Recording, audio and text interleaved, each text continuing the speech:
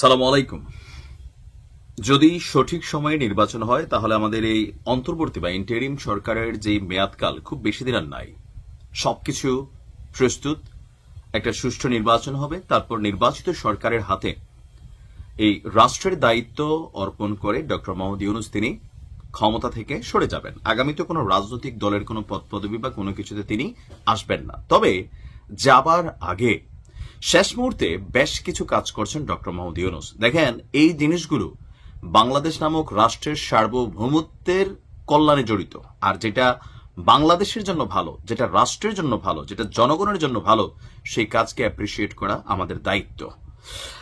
এই মুহূর্তে বাংলাদেশের জন্য আগামীতে যদি কোনো চ্যালেঞ্জিং ইস্যু থাকে যুদ্ধ নিয়ে, সেটার প্রধান একটা অংশ হচ্ছে ভারত এবং মিয়ানমার। সো বাংলাদেশের উচিত আজকে থেকে পরিকল্পনা করা যে আগামীতে কখনো ভারতের সাথে যদি আমাদের যুদ্ধে জড়ানো লাগে অথবা মিয়ানমারের সাথে লাগে, তাহলে আমাদের প্রস্তুতির জায়গাটা কতটুকু আছে। বাংলাদেশ এই মুহূর্তে উন্নতি করছে, তবে সামরিক শাখাগুলোতে বিশেষ করে প্রতিরক্ষা খাতে আমাদের খুব বেশি কিচ্ছু নাই।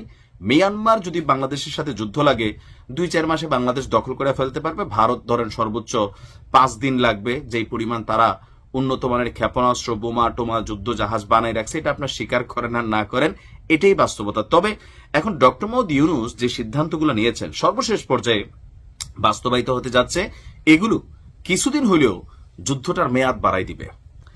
বাংলাদেশ বিমান বাহিনীর জন্য চীনের তৈরি জঙ্গি বিমান J-10C খুবই ভয়ঙ্কর একটা যুদ্ধ বিমান। এই যুদ্ধ বিমানটি কেনার প্রক্রিয়া মোটামুটি শেষ দিকে। তো কয়টা কিনতে যাচ্ছে? অন্তর্বর্তী সরকারের প্রধান উপদেষ্টা গত মার্চে চীন সফরে গিয়েছিলেন। তখন এটা আলোচনায় ছিল, বাংলাদেশের গণমাধ্যম না, ভারতীয় গণমাধ্যমগুলো বলছিল যে 26শে মার্চ প্রধান উপদেষ্টা যখন আপনার চীনে সফরে গিয়েছিলেন, তখন তিনি চীন থেকে কিছু জঙ্গি বিমান মানে যুদ্ধ বিমান কেনার জন্য পরিকল্পনা করছেন। আর এরপর আমরা বিষয়টা দেখছি যে আর কি বলে যে সামনের দিকে আগায় না। বাট এখন আমরা দেখছি যে এই মুহূর্তে এসে বাংলাদেশ সশস্ত্র বাহিনীকে আগামী দিনের চ্যালেঞ্জ মোকাবেলায় সক্ষম করে তুলতে 3 বাহিনী সেনা নৌ বিমান এটাকে আধুনিকরণের জন্য তিনি কাজ করে যাচ্ছেন। আর এর অংশ হিসাবে বিমান বাহিনীর জন্য সরকার চীনের তৈরি J-10C বিমান কিনতে যাচ্ছে। সরকারের নীতি নির্ধারণী পর্যায়ের 2 জন প্রতিনিধি নাম প্রকাশ না করার শর্তে প্রথম আলোকে বলছেন যে আপনার চীনের কাছ থেকে 12টি J-10C জঙ্গি বিমান কিনতে যাচ্ছে সরকার। চীনের প্রেসিডেন্ট এই আগ্রহের প্রতি তার ইতিবাচক মনোভাব দেখিয়েছে।